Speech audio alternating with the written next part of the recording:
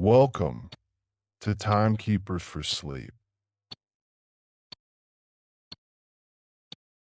If this is your first time here, you have found a place where stories about watches, clocks, and the quiet measurement of time are told slowly enough that even time itself seems to pause. My name does not matter. Tonight, I'm simply a voice, a companion in the dark, someone to guide you gently toward rest.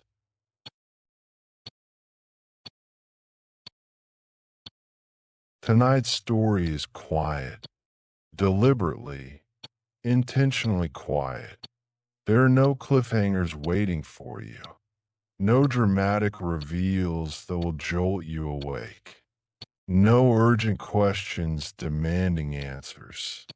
Just this slow, methodical, almost meditative story of a small waterproof watch. A watch that changed the way people trusted the time on their wrist. A watch that survived 10 hours in the cold waters of the English Channel. A watch that proved something simple yet revolutionary. That protection could be elegant. That safety could be invisible. That a small sealed case could keep the world out while time continued its patient work inside. You do not need to remember any dates tonight. You do not need to learn facts or retain information. You do not need to stay awake until the end of this story.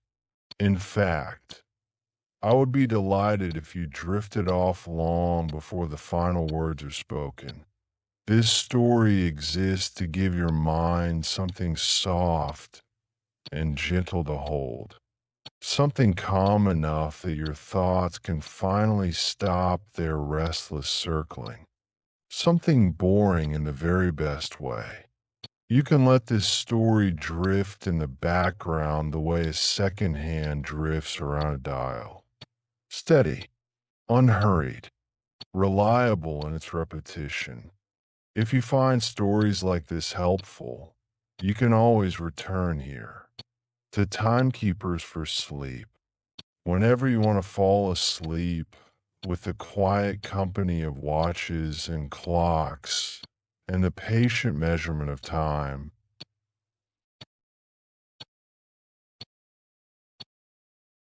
For now, all you have to do is get comfortable. Find a position that feels easy for your body, not a position you think you should be in, not the position some article told you is optimal, just a position that feels right for you tonight. Let your shoulders rest where they naturally fall. Perhaps they drop down an inch or two. Perhaps they stay exactly where they are. Either way is perfectly fine. Let your hands land wherever they want to land.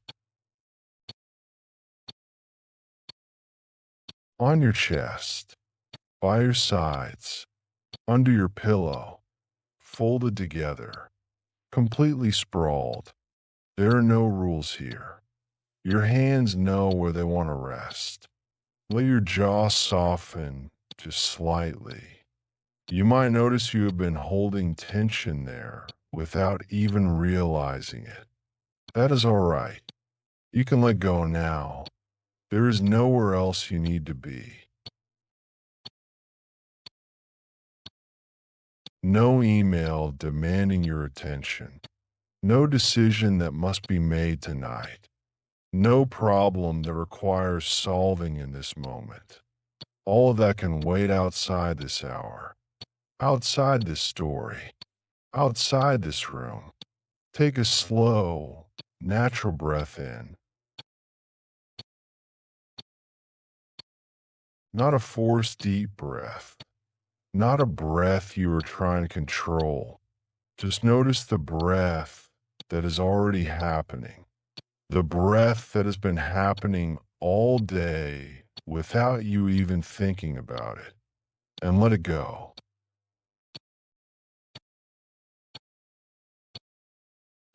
Feel the slight weight of the blanket against your body, the softness of the pillow beneath your head, the temperature of the air around you. You are here. You are safe. You are allowed to rest. Tonight we are going back 100 years. Back to the 1920s. Back to a time when most people still thought of water as the enemy of a watch.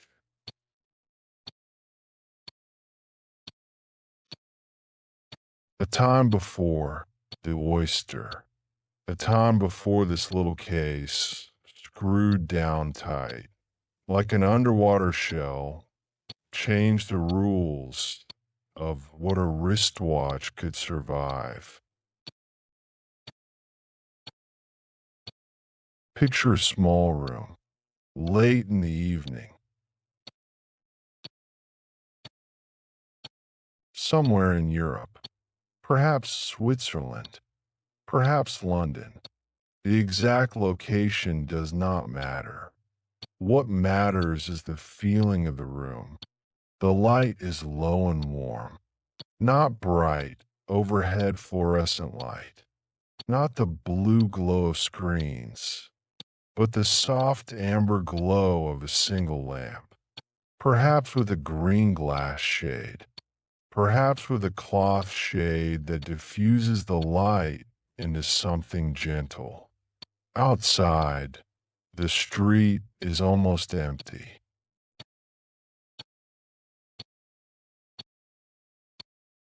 This is after dinner, after the shops have closed, after most people have returned home for the evening. The sound from outside are sparse and distant. Somewhere in the distance a tram passes. You hear the slight rumble of its wheels on the tracks, the gentle ding of its bell, then silence again. Or perhaps a car rolls by on wet cobblestones. The softest of tires on damp stone. The yellow glow of headlights briefly illuminating the curtain. Then darkness and quiet again.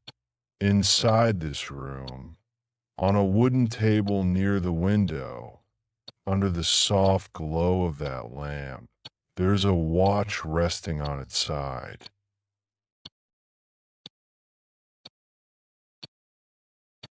It is not a large watch, not a showy watch, not a watch trying to impress anyone. It is not shouting for attention. There are no diamonds catching the light, no bright colors demanding to be noticed, no intricate decorations covering every surface. Just a round case, simple and clean, perhaps in gold, perhaps in steel. The exact material does not really matter for our purposes tonight. A simple dial with clear, legible numbers or markers. Our markers that are easy to read even in dim light. Hands that contrast against the dial. A small second subdial perhaps, or perhaps not, and a small crown tucked into the side of the case at the 3 o'clock position, like a tiny closed door.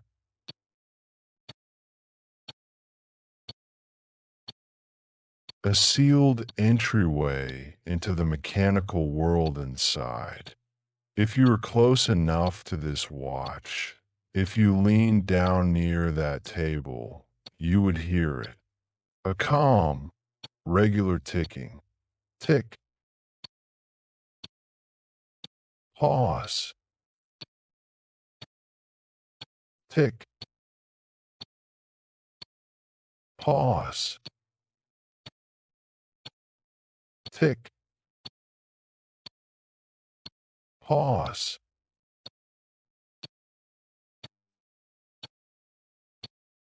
Each sound the same as the last. Each little movement of the second's hand taking exactly as long as it needs to. No more, no less. Neither rushing nor delaying. This is the sound of a mechanical heartbeat. The sound of a balance while swinging back and forth. Back and forth. Back and forth. Hundreds of times per minute. Thousands of times per hour. Millions of times per year. A small oscillation happening inside a sealed case, powered by a tightly wound spring, regulated by a hairspring so fine you could barely see it with your naked eye. A mechanism so precise that it measures time itself. You do not have to match your breathing to this ticking. You do not have to count the ticks. You do not have to do anything with this information at all. You can simply let the idea of that steady sound sit next to you in the dark, like a quiet companion.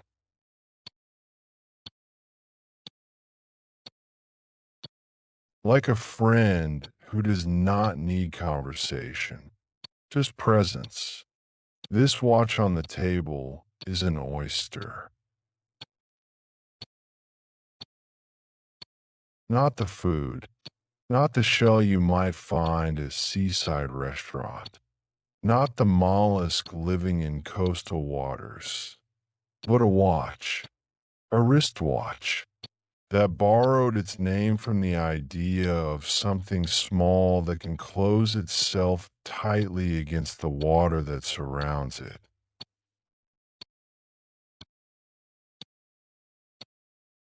An oyster in the sea has a hard shell, two halves that fit together perfectly, that create a seal so effective that the soft, living creature inside can survive in salt water, in waves, in currents, in temperatures that change with the seasons. This watch borrowed that idea, that concept of protection through perfect sealing, an ordinary looking object at first glance, but with an extraordinary trick hidden in its construction.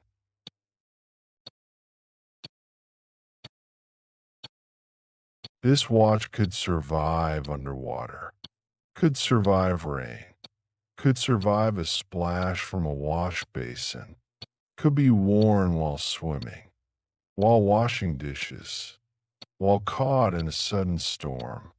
This was not normal in the 1920s. This was revolutionary. To understand why this watch mattered, we need to understand what came before it. Before watches like this existed, most watches were nervous around water. Deeply, fundamentally nervous. People carried pocket watches in their coats and waistcoats, protected by layers of fabric and leather. Protected by staying inside pockets. Protected by staying away from anything wet. They were careful in the rain. If rain started falling, you would see people checking their pocket watches quickly, then tucking them safely away, making sure no drops could reach them. They were careful when they washed their hands. The pocket watch would be placed on a shelf, on a hook, anywhere away from the sink, away from splashing water. away from steam rising from hot water. If a watch fell into a basin or into a puddle, it was often a tiny disaster.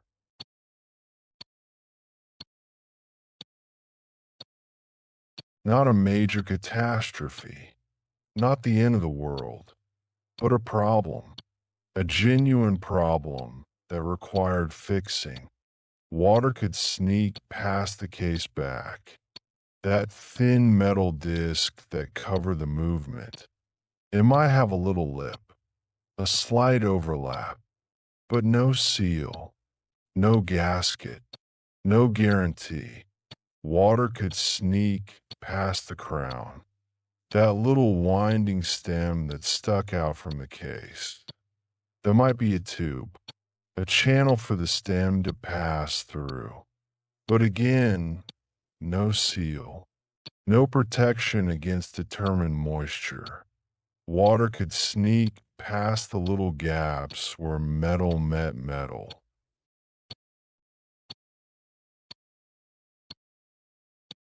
Where the case back pressed against the case body, where the crystal pressed into its bezel.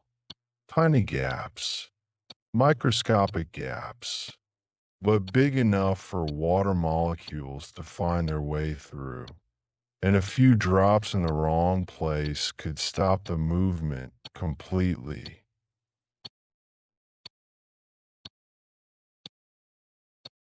Imagine the scene. You are washing your hands at a basin. Your pocket watch is on a nearby shelf. But a splash, a larger splash than you expected, reaches the shelf, reaches the watch. You dry it quickly. You think perhaps it is fine. You hold it to your ear. The ticking has stopped, or perhaps it continues for a few hours, a day, then gradually slows, stops. The oil inside has been contaminated. The pivots have corroded. The balance will no longer swings freely. Now you need a watchmaker. You need the watch opened, cleaned, dried, oiled, regulated again. This costs money, takes time, and there is no guarantee the watch will ever keep time quite as well as it did before. Imagine living in a world where a sudden storm, a spilled drink at a cafe, an accidental splash while helping your child bathe, could end the working life of your timekeeper.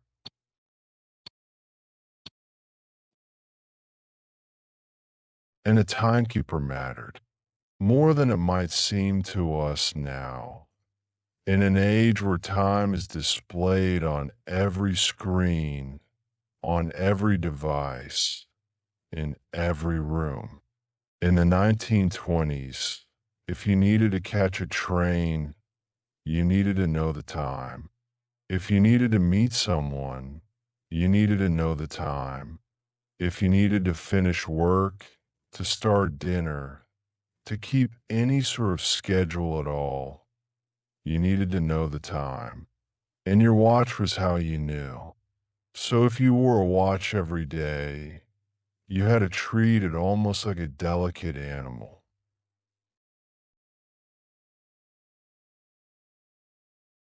Something that needed protection, something that needed care. You moved around puddles, checking to make sure your watch would not get splashed. You worried in the rain, walking quickly to find shelter. You took your watch off for anything messy or uncertain.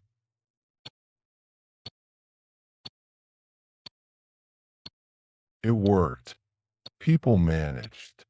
Pocket watches survived for decades with this careful treatment. But it was not freedom.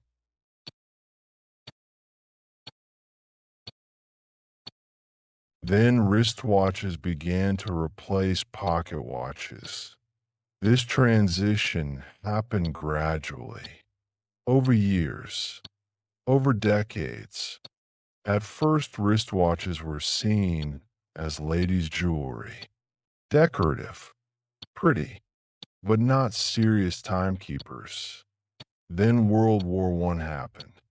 Soldiers in trenches needed to know the time, needed to coordinate attacks, needed to time artillery barrages, and pulling a pocket watch from a pocket in a muddy trench while holding a rifle while staying low behind cover was impractical at best and dangerous at worst.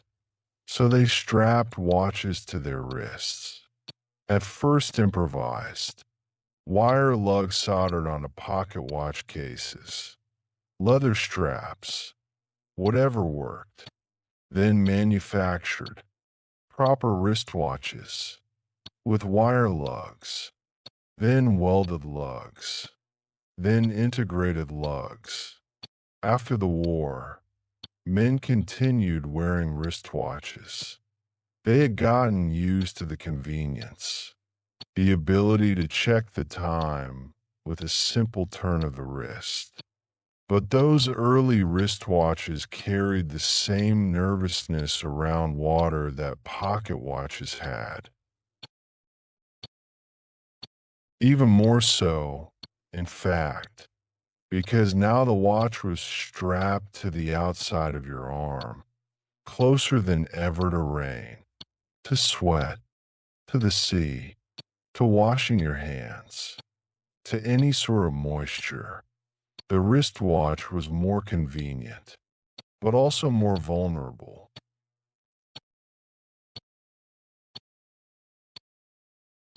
People wanted the convenience of the wrist, the ease of glancing at the time without reaching into a pocket, the modern feeling of wearing time on your body. But they also needed something else, something new.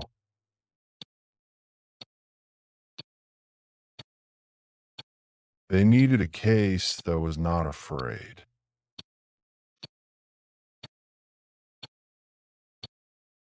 In the early 1900s, a young man named Hans Wilsdorf became obsessed with an idea. Hans was born in Bavaria, in southern Germany, in 1881. He was orphan young, raised by relatives, sent to boarding school. Not a particularly unusual story for the time, but somewhere along the way, he developed a fascination with precision, with accuracy, with the idea that a watch on the wrist should be both precise and practical.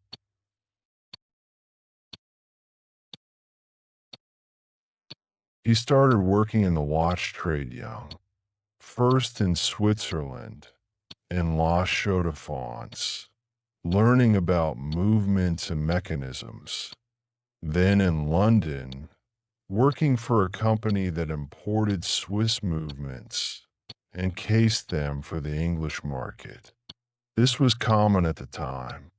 Switzerland made excellent movements, small mechanical masterpieces of precision and reliability. But they often came as raw movements, just a mechanism, without a case.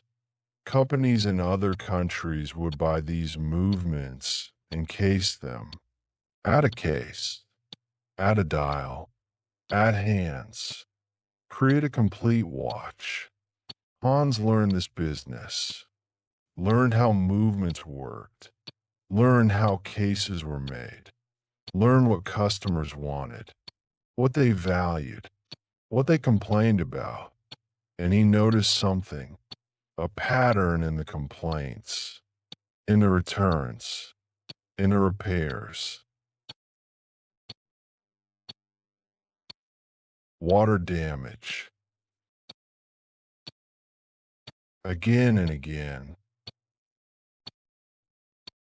Water damage. Hans cared about accuracy, about what watch people call keeping good time, about a watch that could be relied upon, that would not gain or lose more than a few seconds per day. But he also cared about the ordinary, annoying things that ruined that accuracy.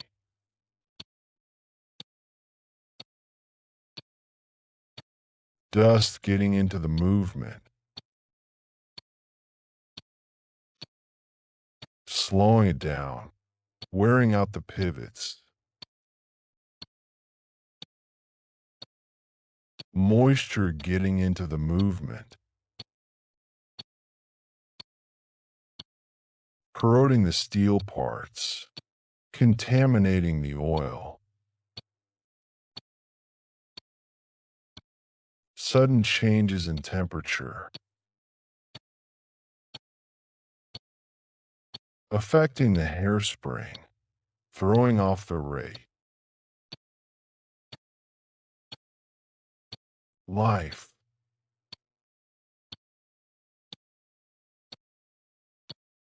simply life, the normal experiences of a person going about their day. These were the enemies of watch accuracy. Most watchmakers focused on the movement, on making it more precise, more complicated, more impressive. Hans wanted to focus on protecting the movement, on keeping the outside world away from the delicate mechanism inside. He had moved from Germany through London. Then, in 1905, he moved back to Switzerland, to Geneva this time, and he registered a company with a partner. They needed a name for their watch brand, a name that would work internationally, that would be easy to pronounce in many languages.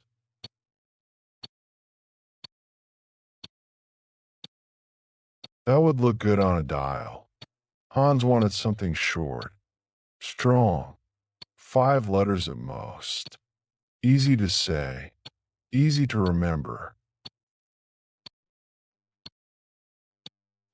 He tried many combinations, many made-up words, until finally he found one that felt right.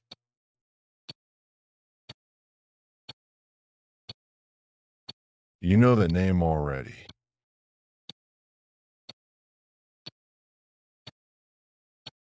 But I will not say it tonight, because that is not what this story is about. This story is about an idea, an innovation, not about brand names or marketing. At the time of our story, in the early 1920s, Hans and his brand were still proving themselves, still building reputation, still convincing customers that their watches were worth buying. Mechanical watches were already impressive. If you have ever looked inside a mechanical watch movement, you know what I mean. Little cities of gears and springs under glass. Tiny wheels with microscopic teeth. Springs so fine you could barely see them. Screws smaller than grains of rice. Jewels acting as bearings. Everything working together in precise mechanical harmony. When you wind a mechanical watch, you're tightening a spring, storing energy. That spring wants to unwind, wants to release its energy, but the watch mechanism controls that release, parcels it out in tiny, measured amounts. The spring turns a gear. That gear turns another gear, and another, until eventually you get to the escapement, the beating heart of the watch, The escapement is where the continuous rotational force from the spring gets converted into the back and forth oscillation of the balance wheel. The balance wheel swings one direction, then the other, then back again, hundreds of times per minute, each swing controlled by the hairspring, that ultra-fine spring that determines the rate.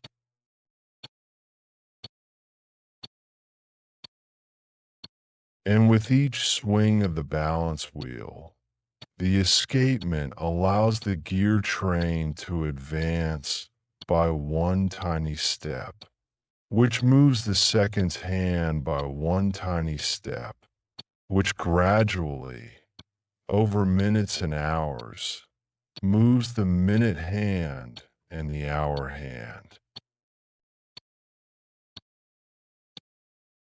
This is mechanical time measurement, ancient in principle,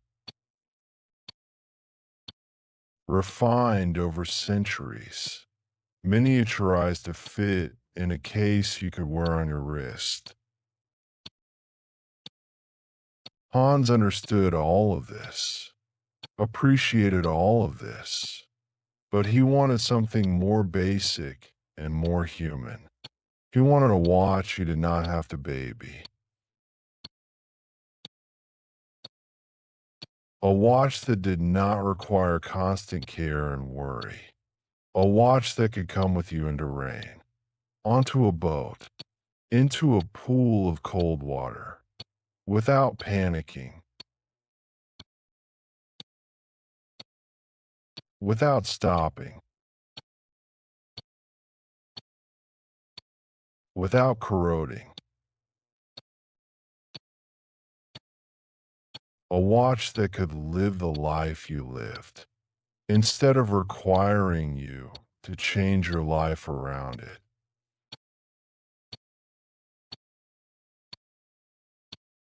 To achieve this, the case itself had to change. The movement was already good. Swiss movements were already excellent, among the best in the world. But the case,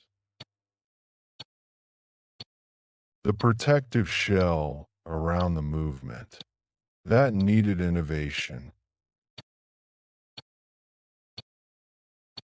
It was not enough to make a better dial, a prettier design, a more fashionable shape.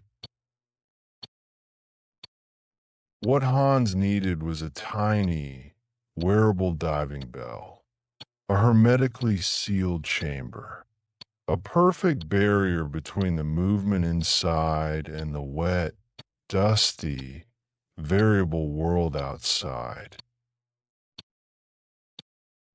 Around the middle of the 1920s, an idea finally took shape. Hans and his team had been working on this problem for years, trying different approaches, different designs, different materials. What if the case back screwed down tight instead of simply snapping on?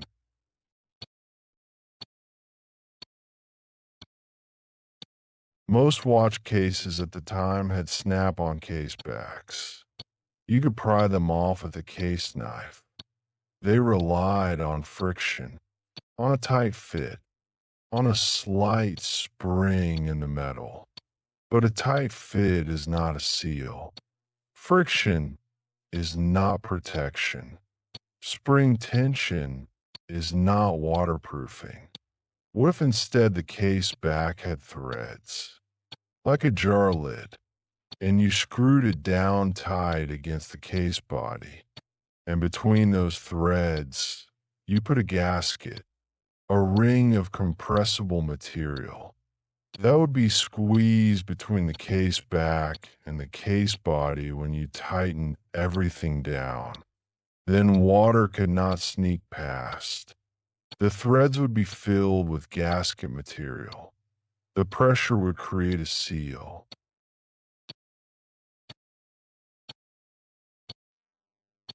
What if the bezel, the ring that holds the crystal in place, also screwed down? Normally the bezel was pressed in, or snapped in, or held with tiny screws. But those methods left gaps. Tiny gaps where the crystal met the case. What if the bezel screwed down instead, pulling the crystal against a gasket, creating compression, creating a seal?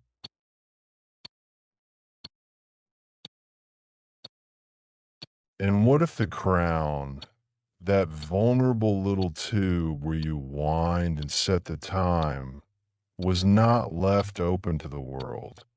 The crown was always the weakest point.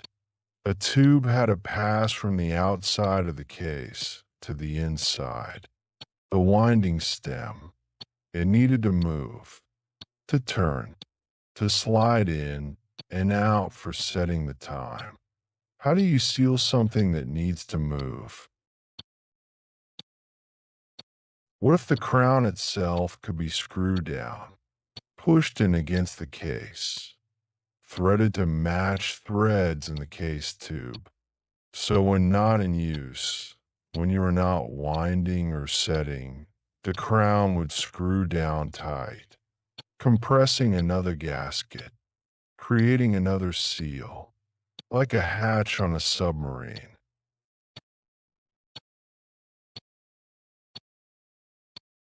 Sealed when closed, accessible when opened, but designed to be sealed most of the time. 3 points, a back, a bezel, and a crown, all closed with threads and gaskets, all tightened down, all creating compression, all creating seals, tight enough to keep out water, tight enough to keep out dust,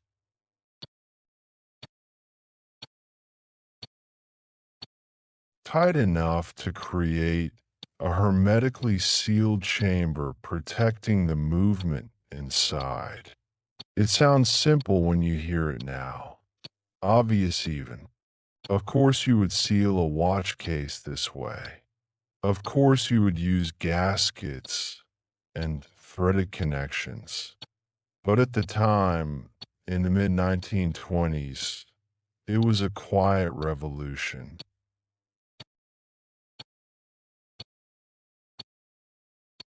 A fundamental reimagining of what a watch case should be. Not just a decorative shell, not just a protective cover, but a sealed system, an environment, a tiny submarine for a mechanical movement.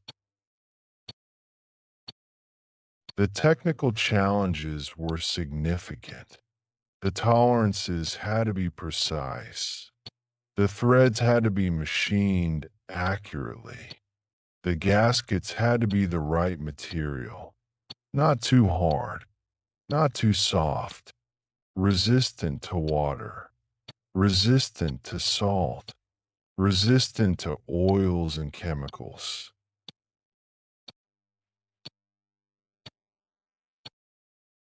The case had to be thick enough to accommodate the threads without being too thick, heavy enough to feel substantial without being too heavy. And it had to look good, had to look elegant, had to look like something people would want to wear. When the first cases built this way were tested in water, they did something almost magical. They stayed dry inside.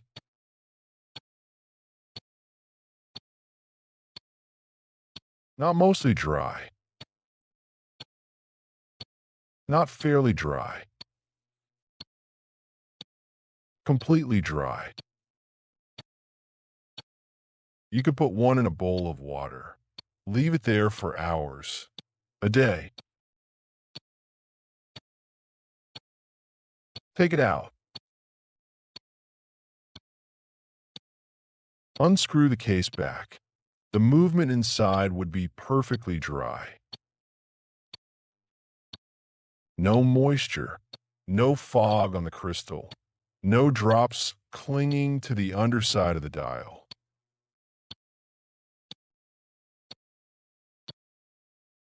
The movement carried on ticking as if nothing had happened, as if it had spent the last day on a watch cushion in a temperature-controlled room instead of underwater in a basin.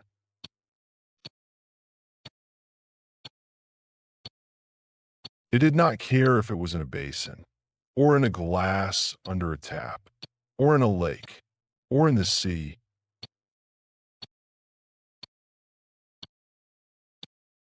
Time inside the case kept moving at its own steady pace.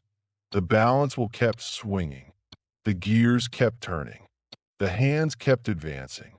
Even when the outside world turned wet and cold and hostile to delicate mechanism, the inside of the case remained a protected environment.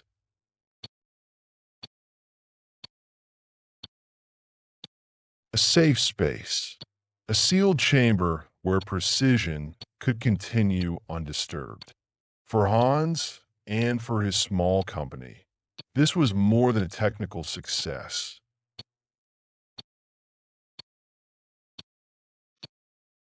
This was more than just solving an engineering problem. This was a new identity.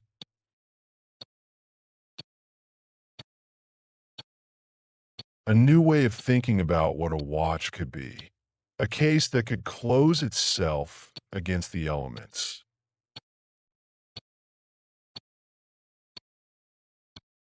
That could keep the world out while keeping time safe inside.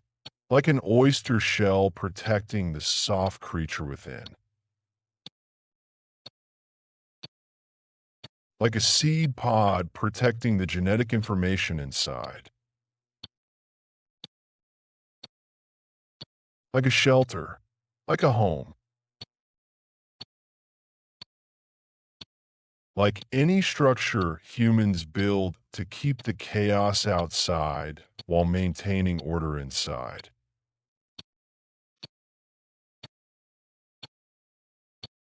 And so the name arrived. Oyster.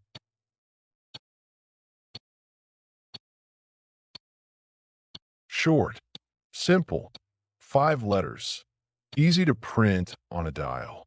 Easy to say in any language.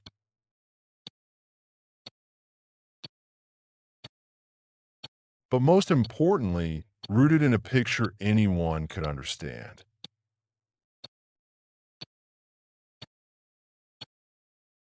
A small sealed shell protecting something precious inside.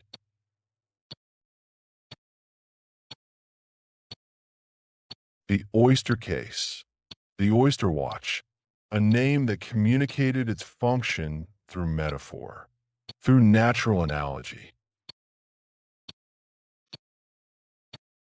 You did not need to understand gaskets or thread pitch or compressive sealing. You just needed to think about an oyster, about how it closes tight against the ocean. And you would understand what this watch could do. Of course, it is one thing to tell people that a watch is waterproof.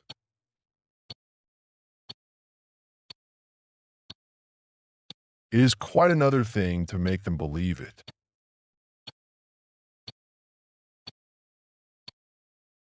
In the 1920s, most people still had the old stories in their heads. The old experiences, the old fears, stories of watches ruined by a sudden wave at the beach, by a forgotten bath where the pocket watch was still in the waistcoat hanging nearby, by a day of heavy rain where moisture seeped in despite best efforts.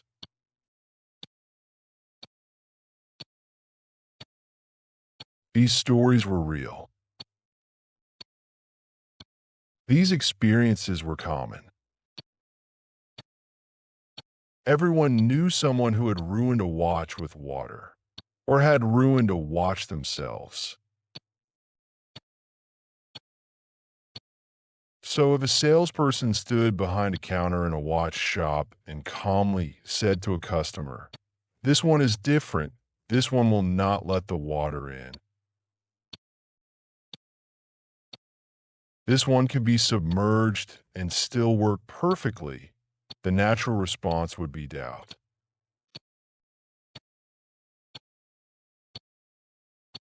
Polite doubt, perhaps, but doubt nonetheless.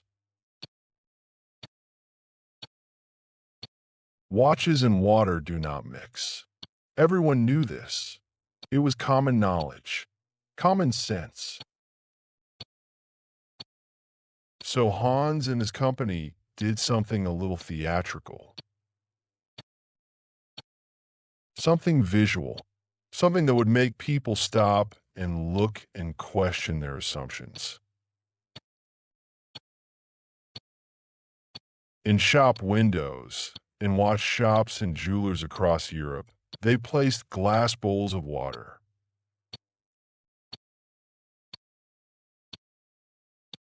Not delicate little cups, not subtle containers, but large clear glass bowls, the kind you might use for goldfish or for floating flowers, big enough that you could see them from across the street.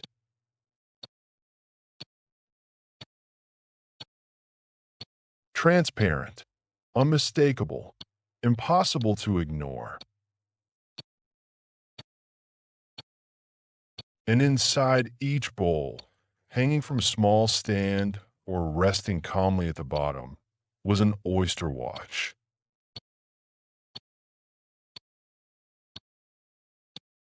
Completely submerged, completely underwater, and still ticking.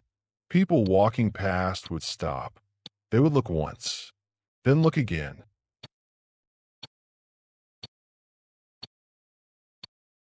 A watch, a wristwatch, completely underwater, hands moving, ticking away as if it were lying dry on velvet in a normal display case. They would lean closer, check to see if this was some sort of trick, some sort of illusion. Maybe the water was only around the watch, not actually touching it, some sort of invisible barrier.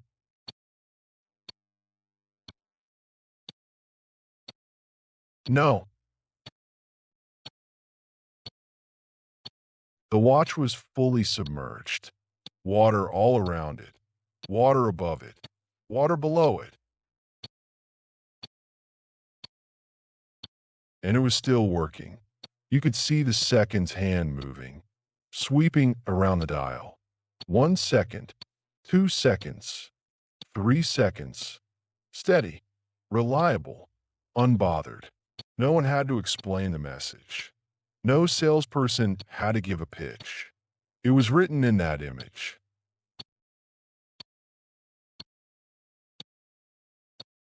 If this watch is happy living in a fishbowl all day, completely underwater, then it will certainly survive a rainy walk to the tram stop. It will survive washing your hands. It will survive getting caught in a storm.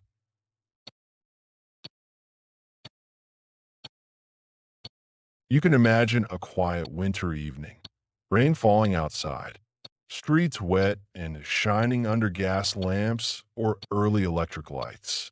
Someone walking home from work, collar turned up against the rain. Wanted to get home, get dry, get warm. They pass a watch shop. The window is lit, warm light spilling out onto the wet pavement, and they see something strange, something that does not make sense. A watch underwater. They stop. Step closer. Breath fogging the glass of the shop window.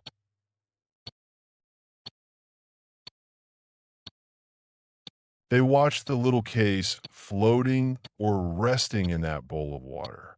Watch the seconds hand moving calmly under the surface. Watch the minute hand slowly climbing toward the next minute marker.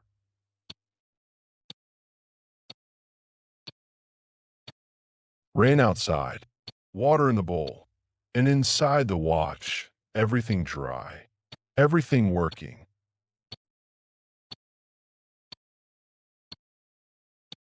The proof did not live in words, did not live in specifications or technical descriptions or marketing claims. It lived in that still picture.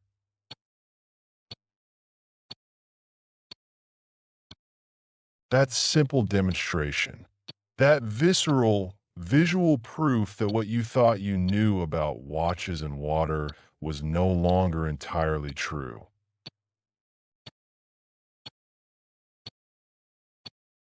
Displaying a watch in a bowl is one level of proof. The next level is to strap it to someone who will spend hours in cold water and see what happens.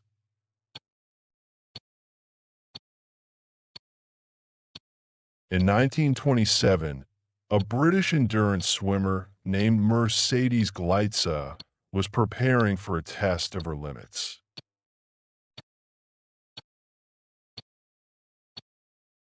Mercedes was born in Brighton on the south coast of England in 1898. She learned to swim as a child in the waters of the English Channel. Cold waters. Unpredictable waters. As a young woman, she became fascinated with endurance swimming. Not racing, not speed, but distance, duration. The challenge of staying in cold water for hours at a time.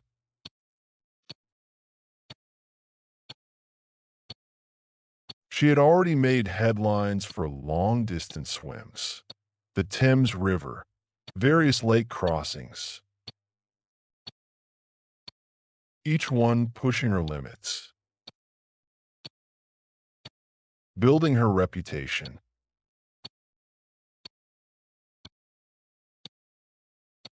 But one goal stood above all others: the English Channel.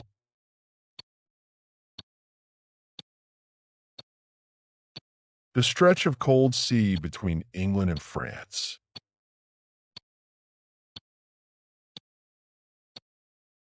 About 21 miles across at the narrowest point, but much longer in practice because tides and currents push swimmers off course.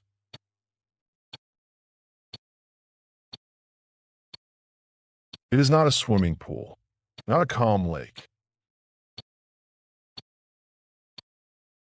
It is an uneven, unpredictable piece of water with tides that reverse every 6 hours. Currents that can push you miles off course. Weather that can turn without warning.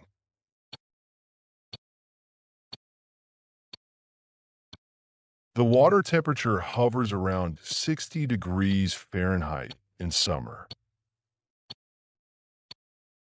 50 degrees in autumn.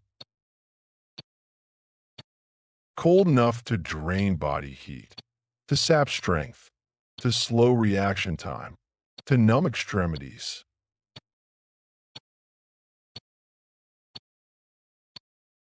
Swimmers who attempt the channel face hypothermia, jellyfish stings, seasickness from swallowing salt water, hallucinations from exhaustion.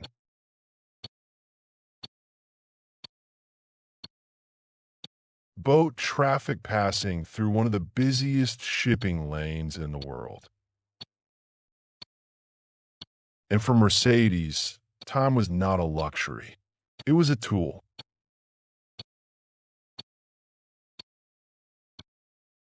How long had she been in the water? How much daylight remained?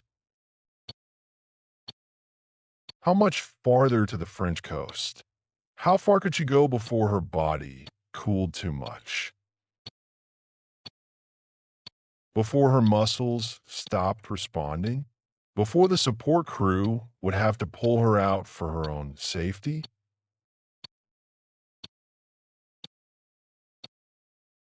She needed to know the time, needed to track progress, needed to make decisions based on how many hours had passed. Around this time, Hans and his company saw an opportunity. If an oyster could survive on her during such a swim, it would tell the world more than 1,000 phrases ever could. It would prove that this was not just a watch that could survive a splash. A rain shower. A moment of carelessness. This was a watch that could survive actual immersion. In salt water, in cold, in motion, for hours. So a plan took shape. Mercedes would attempt a vindication swim across the channel. A swim to prove her earlier successful crossing had been legitimate, after questions had been raised. And during this swim, she would wear a small gold oyster hanging on a chain around her neck. The watch would not be in a bowl in a shop window. Not in controlled conditions. Not in still water. It would be in the sea, the actual sea, on her, as she moved through waves and currents and cold.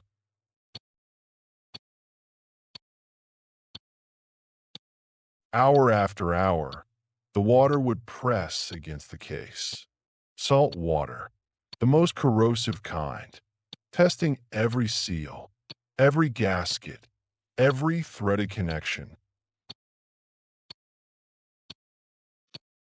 Salt, cold, and constant motion would test the seals in ways no sink or wash basin ever could. For the swimmer, the challenge was simple to describe and hard to endure. Keep going. Keep moving forward. Do not stop. Do not give up. Ignore the cold. Ignore the pain. Ignore the voice in your head saying you cannot do this.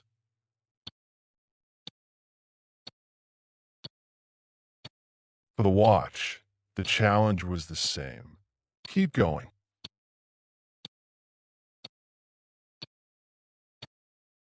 Keep ticking.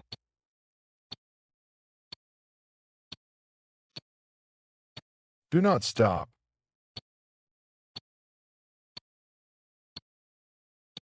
Do not let water in.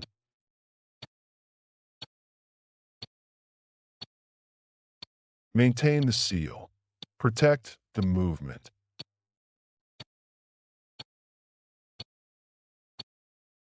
Keep time. Imagine now that you're not in bed, not in your room, but gently floating beside Mercedes in that gray water. You do not feel the cold. You only observe. You do not have to swim. You do not have to work. You do not have to endure. You simply watch the scene. The air is cool. Early autumn. October. The sky is low and overcast. The kind of cloud cover that turns the horizon into a soft blur. where sea and sky become almost the same shade of gray. The light is flat, diffused, no shadows, no glare, just even gray illumination from a sky full of clouds. Mercedes moves with steady strokes, pulling herself through the water.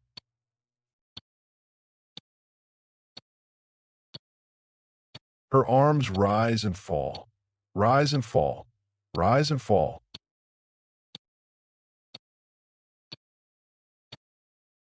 Not fast, not racing, just steady, sustainable, a pace she can maintain for hours.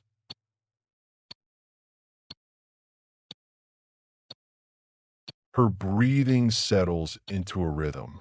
Breath in on one side, 3 strokes. Breath in on the other side, 3 strokes. Over and over. A pattern she does not have to think about, that her body knows.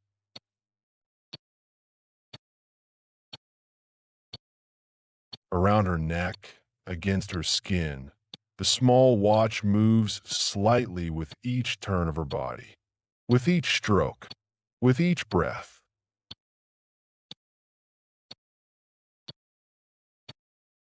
But the case remains closed, screwed down, sealed.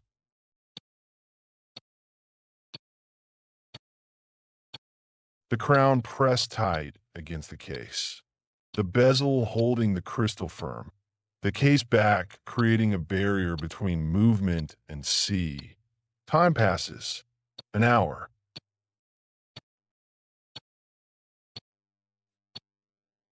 The French coast is still far away. The English coast is already distant. She is in the middle, in the open channel, alone except for the support boats nearby. Then another hour.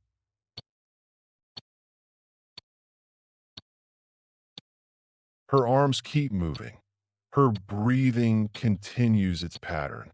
But you can see the effort now, the slight slowness in the stroke, the way she has to remind herself to keep going. In another hour.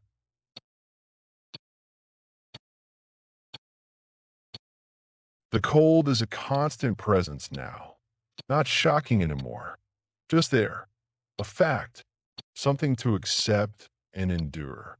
The water never stops. Waves continue to rise and fall, sometimes gently lifting her, carrying her forward for a moment, sometimes pushing against her progress, making her work harder for each yard gained. Boats move alongside, support crew watching closely, ready to act if needed. They keep an eye on the swimmer, checking for signs of hypothermia, of exhaustion, of distress, and quietly on the watch, making sure is still there, still on the chain, still around her neck. Inside that sealed shell, invisible to everyone, a balance will swings back and forth. Back and forth. Back and forth. Back and forth. Hundreds of times per minute.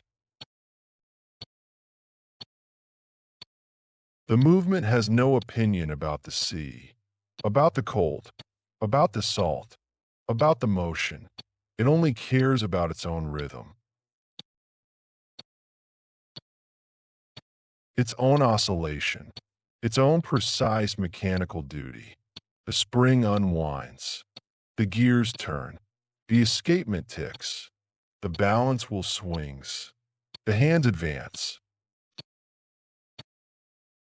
1 second, 2 seconds, 10 seconds, 100 seconds, 1,000 seconds.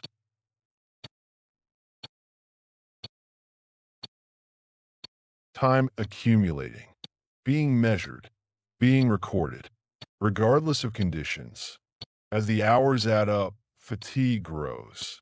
No one, not even the toughest swimmer, the most determined athlete, can fight cold water forever.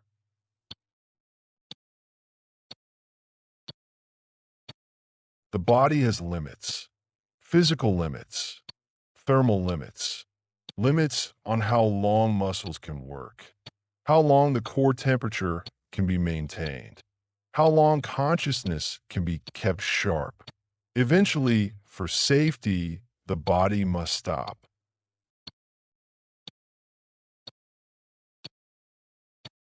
After more than 10 hours in the water, the decision is made.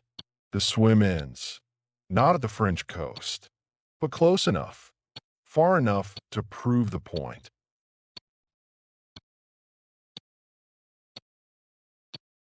Mercedes is pulled from the water, wrapped in blankets, rough wool blankets that feel impossibly warm against her cold skin, wrapped in layer after layer until she stops shivering quite so violently. Surrounded by people and voices, congratulations, encouragement, relief that she is safe. And then someone looks at the watch. The chain is removed from around her neck. The watch examined.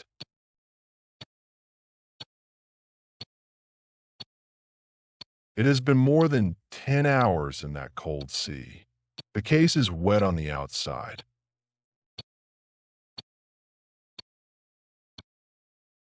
Of course it is. Salt water beads on the metal. Runs off in little rivulets. The chain is slick with seawater. The crystal has water droplets on it. The bezel is wet. The crown is wet.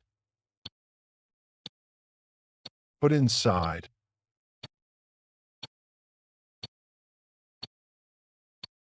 someone unscrews the case back.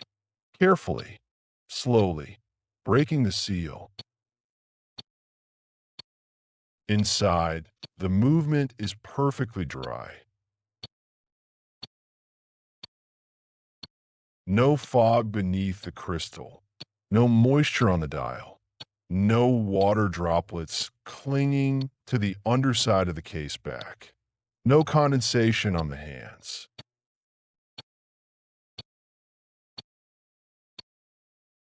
The balance wheel continues its swing. The gears continue their rotation. The second's hand continues its sweep. As if the watch had spent the last 10 hours on a cushion in a shop, not in the English Channel. What began as an experiment has become something else. A story. A few weeks later, in newspapers across Britain, a large advertisement appears.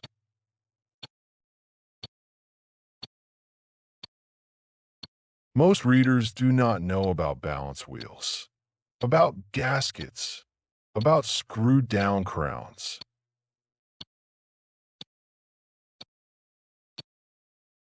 About thread pitch or compressive sealing. But they understand simple images and claims.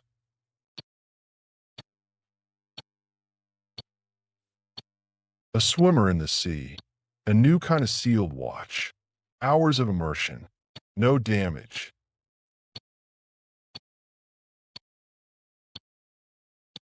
The message is clear.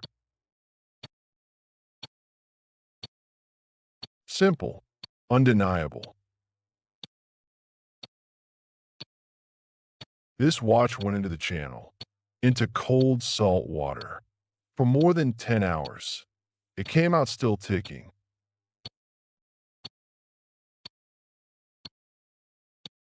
You do not have to be a watch collector to understand what that means. If it can survive 10 hours in the English Channel, it can survive your rainy walk to work, your day on a fishing boat, your evening washing dishes, your child's bath time, your moment of carelessness near the sink.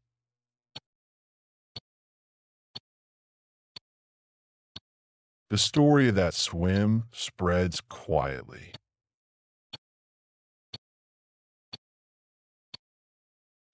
It does not shout. It does not demand attention. It is not a scandal, not a crash, not a disaster.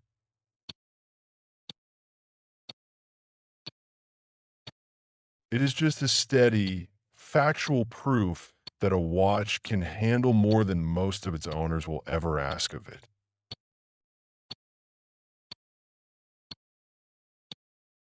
For the brand, this marks the beginning of a new way of choosing who represents their watches.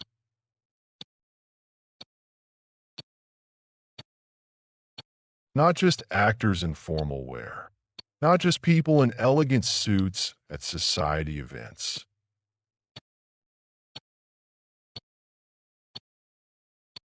but swimmers, explorers, climbers, pilots, people who will put a watch where it might fail and show that it does not.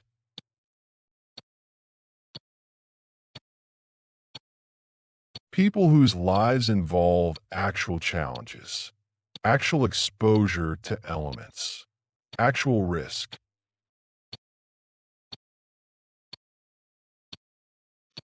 People who need their tools to work, not just look good.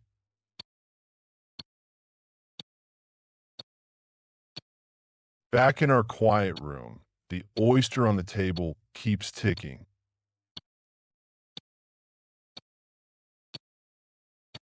By now, many decades have passed since that swim.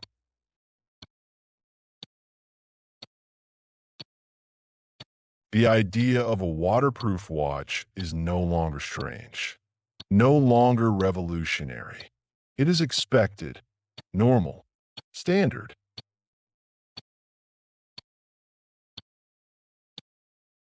Many watches, not just this brand, use cases and crowns that keep water out.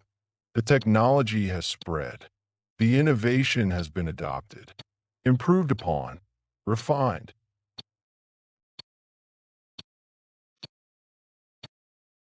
Divers wear watches deep below the surface. Professional divers, technical divers, going down hundreds of feet, thousands of feet, to depths where water pressure becomes immense, where a weak seal would fail instantly. Pilots wear watches above the clouds, in unpressurized cockpits, in conditions where temperature and pressure change rapidly, where reliability matters, where knowing the time can mean the difference between finding an airfield and running out of fuel. People wash their hands without thinking about their wrists.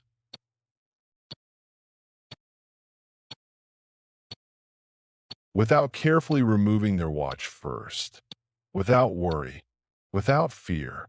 What was once a gamble, a new design with a bold name, has become the foundation for entire families of watches.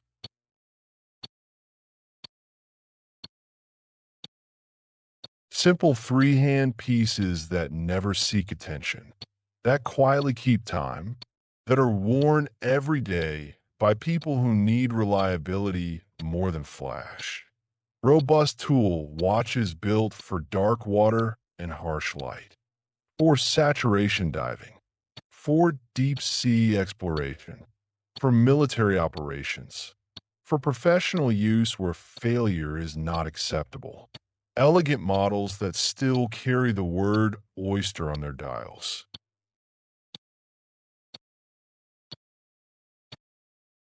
A small reminder of that original shell.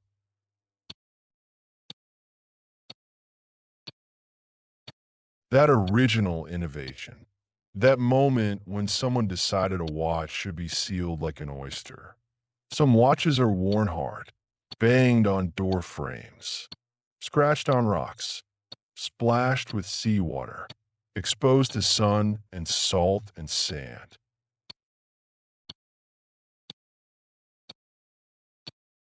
Others spend quieter lives, under shirt cuffs, in offices, on gentle walks through cities.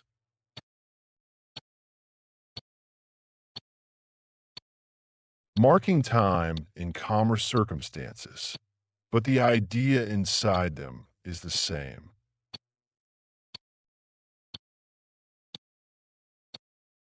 There is a little world sealed behind the crystal, a mechanical universe following its own rules, keeping its own time, maintaining its own rhythm, a world that is allowed to ignore the weather,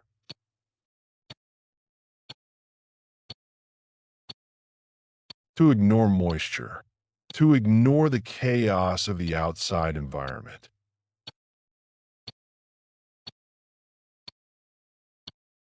A protected space where precision can exist, where delicate mechanism can operate, where time can be measured reliably regardless of conditions.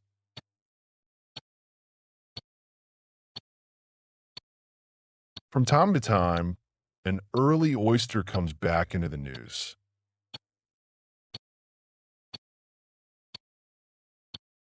Perhaps at an auction, perhaps in a museum exhibition, perhaps in a collector's hands.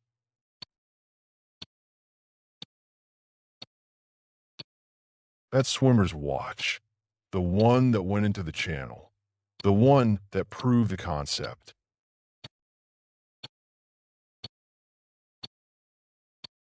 It appears in an auction catalog, photographed carefully, lit perfectly, a small, unassuming piece of history placed on velvet under bright lights.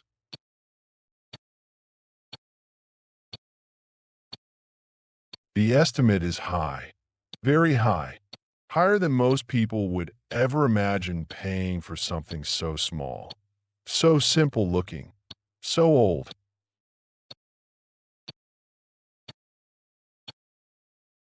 But it is not just the gold, not just a brand name, not just the age.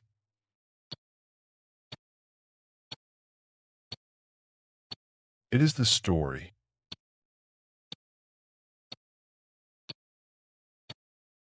The knowledge that this one object spent more than 10 hours in cold sea water on the neck of a determined swimmer proved the concept of a waterproof wristwatch, and then went on quietly ticking.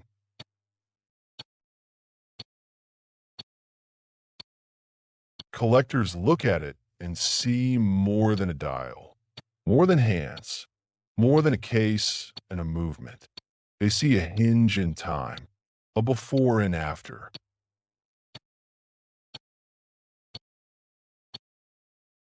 Before this, watches were vulnerable, required care, required protection, required constant awareness of their limitations.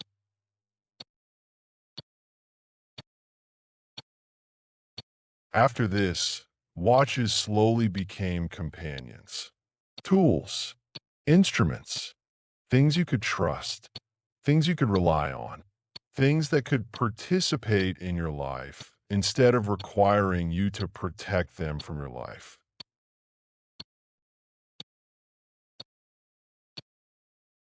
As the auctioneer speaks, bids move up. The numbers rise. People in the room, people on phones, people online, all wanting to own this piece of history. But you do not have to follow them.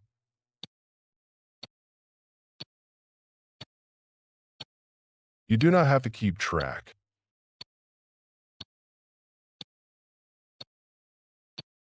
You do not have to know who wins or how much they pay.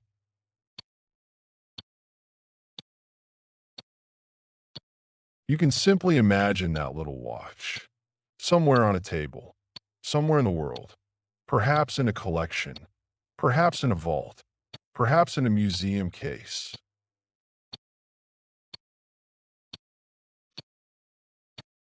still ticking softly if it is wound, still capable of measuring time nearly a century after it proved that a sealed shell could protect a mechanical heart.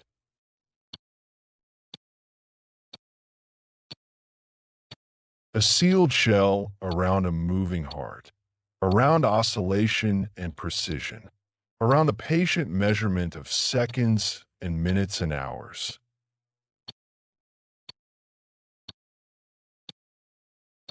We return now to the room where we started.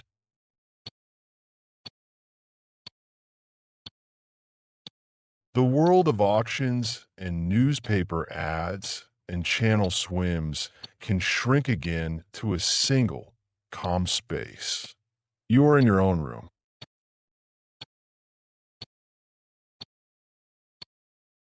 Or wherever you have chosen to rest tonight. The lights are low or off. The air around you is still. The sound from outside are distant, muffled, unimportant.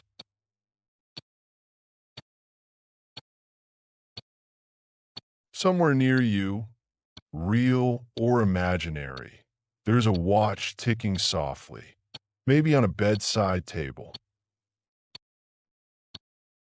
maybe in a drawer, maybe in your mind.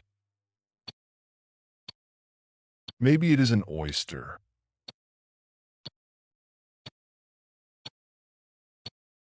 Maybe it is something else. Maybe it is just the idea of a watch. The concept of time being measured, being marked, being acknowledged. Its job is simple. Count seconds, one after another. No hurry, no drama, no anxiety.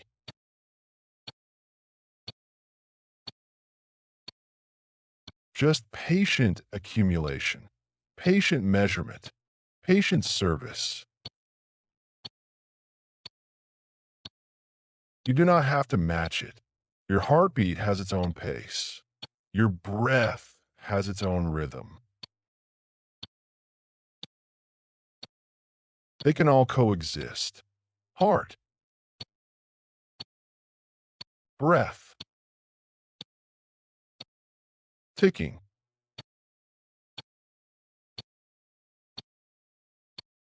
Nothing is demanding.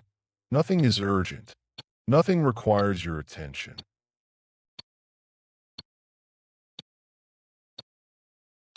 The problems of the day live outside this hour, outside this story, outside this room.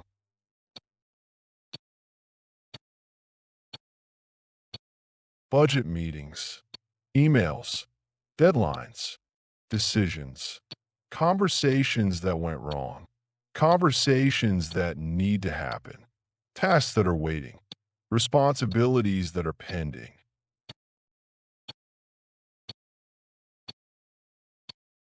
All of that belongs to a different time, to tomorrow, to next week, to whenever you choose to pick it up again.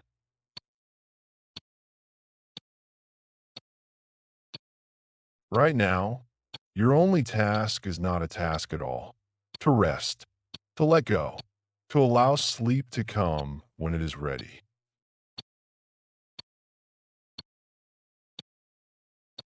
If you like, you can let your attention wander gently through your body, the way a minute hand wanders around the dial. Slow, unhurried, just checking in.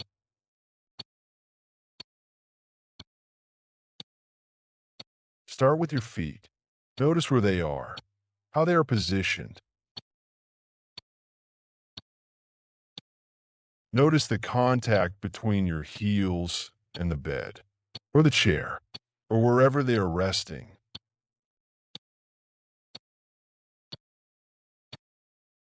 Notice the weight of the blanket on your feet, if there is one, the temperature, the pressure.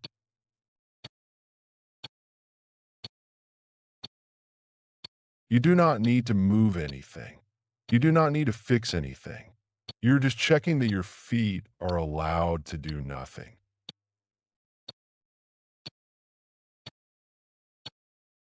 That they have permission to simply be, to simply rest. Then your lower legs, calves, shins, ankles.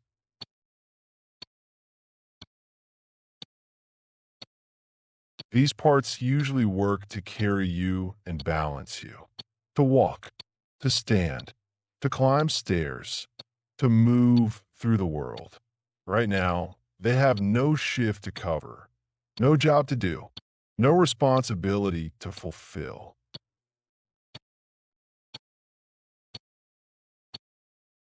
They can sink into the surface beneath them, can let weight and gravity do what they do, can stop holding, stop bracing, stop working. Your knees. Notice if there is any tightness there, any stiffness, any holding. If there is, that is fine. Your knees have carried many days, many miles, many stairs. They are allowed to be stiff.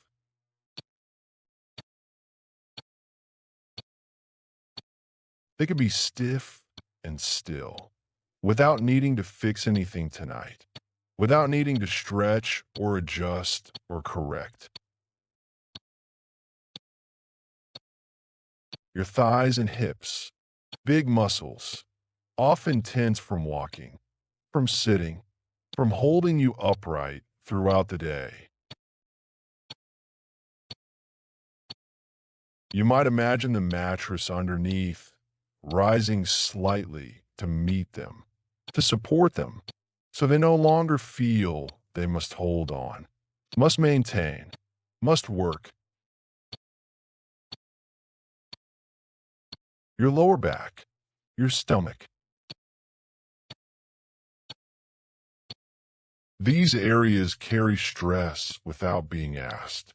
Take on tension that you did not consciously choose.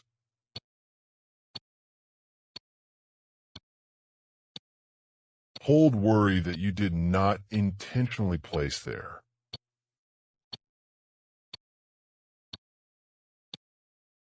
There is no need to force them to relax. No need to command them to release. Just acknowledge that they are allowed to soften, if they want, when they are ready, in their own time.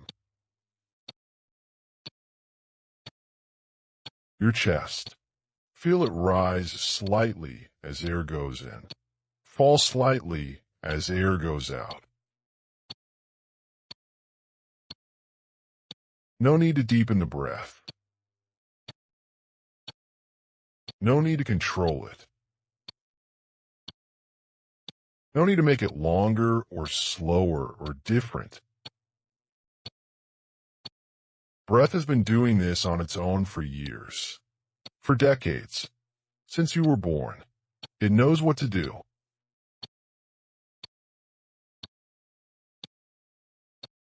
You can trust it, can let it happen, can stop supervising.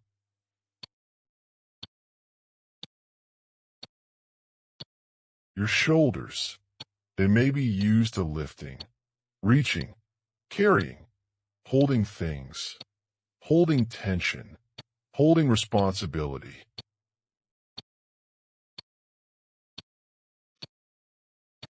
Right now, gravity can have them. They can fall back toward the bed, toward the pillow,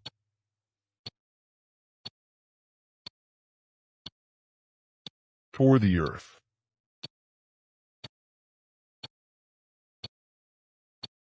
They can stop holding themselves up, stop holding themselves back, stop holding themselves in any particular position.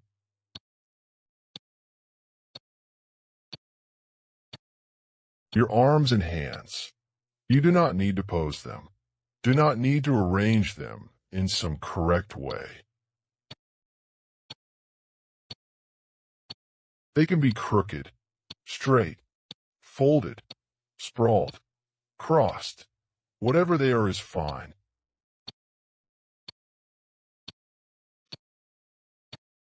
Imagine a watchmaker's bench at the end of a long day. Tools laid down wherever the hand last set them. Not organized, not arranged, just set down because the work is done.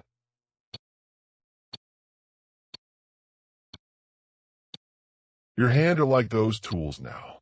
Set down, not needed until tomorrow, not required to grasp or hold or do anything.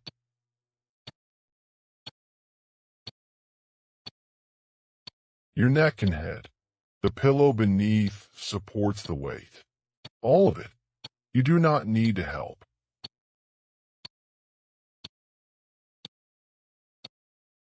Your jaw does not need to clench. Teeth do not need to touch. Lips can rest without forming words, without planning what to say, without rehearsing conversations.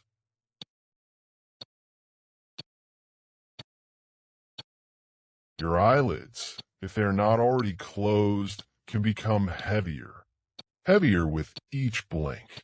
Each time they close, a little less inclined to open again.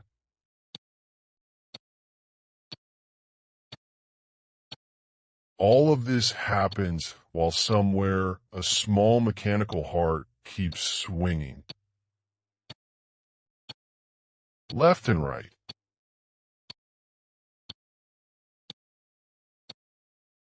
Left and right.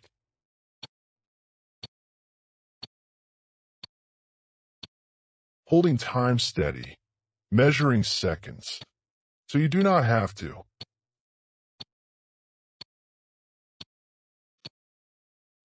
You can return, if you wish, once more to that image of the swimmer in the channel.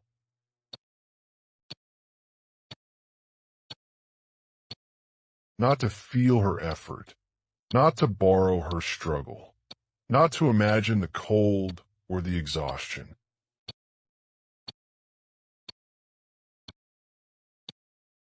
Just to picture the contrast. Around her neck, water everywhere. Cold, shifting, biting, salt, waves, current, motion, exposure.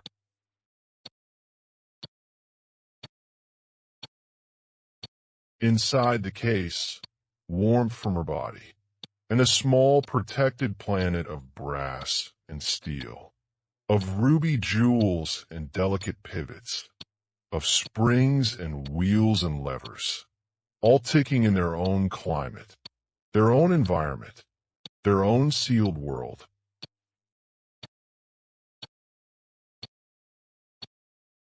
Your life, too, has days that feel rough, like cold water.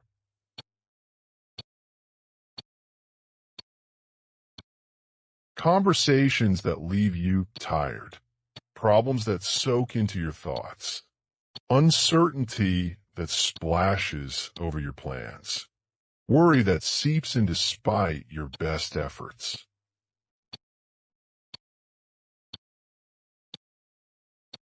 But tonight, for this hour, you're more like the inside of that case.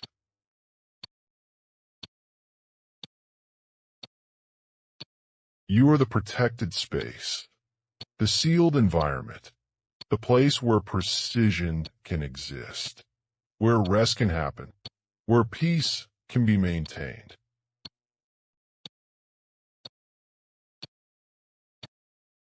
The weather can stay outside. Emails can stay outside. Budgets and tasks and decisions and all of it can stay outside.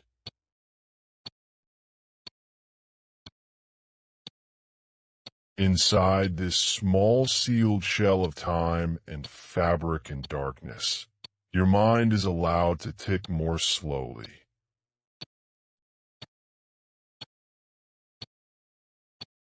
And then if it chooses to stop paying attention altogether,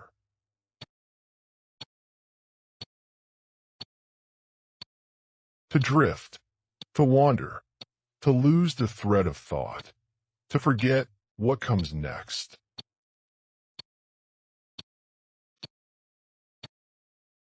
That is not failure. That is not wrong. That is not a problem to solve.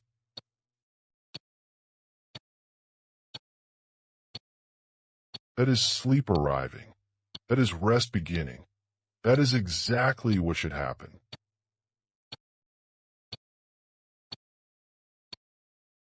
If you're still awake enough to hear this, know that there is nothing more you need to do.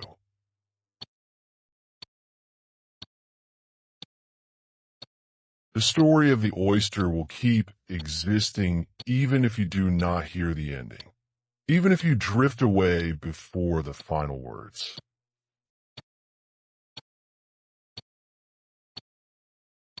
The watch will continue to tick through the night. If it is wound, if it is running, if it exists.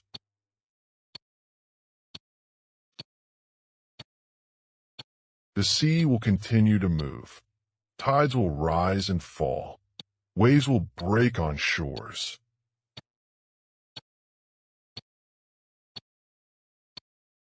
Time will continue to pass, to accumulate, to be measured by clocks and watches and phones and all the devices we have invented to mark its passage.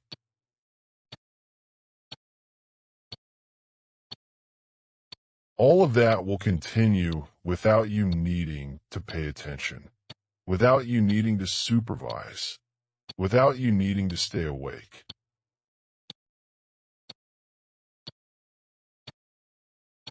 Your sleep is not a test, not a performance, not something you can do correctly or incorrectly.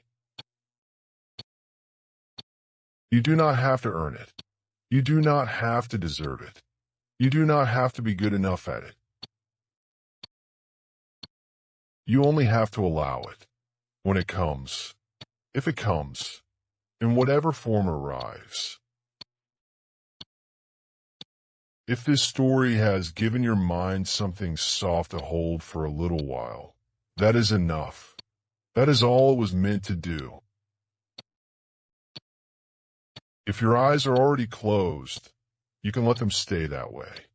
There is nothing more to see here. Nothing more that requires your visual attention. If your thoughts are wandering away from these words, you can let them go. Let them drift. Let them fade. Let them become unclear and hazy and eventually disappear into sleep.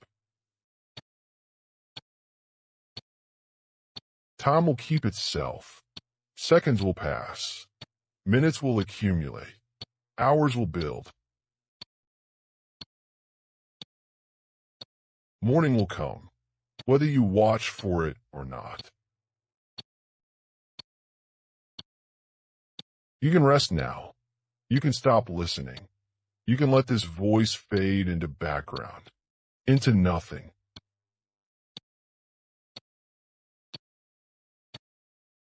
You can sleep.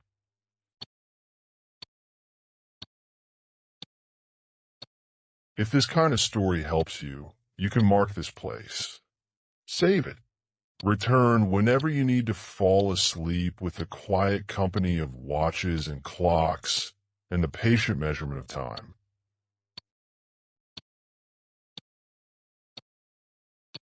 For tonight, let the hands move without you. Let the balance swing on its own. Let the oyster that changed time take care of the seconds. The sealed shell protecting the mechanism inside. The case keeping the world out while time continues its work. The quiet tick, the steady swing, the reliable measurement. All it happening, all of it continuing, while you rest. You can sleep now.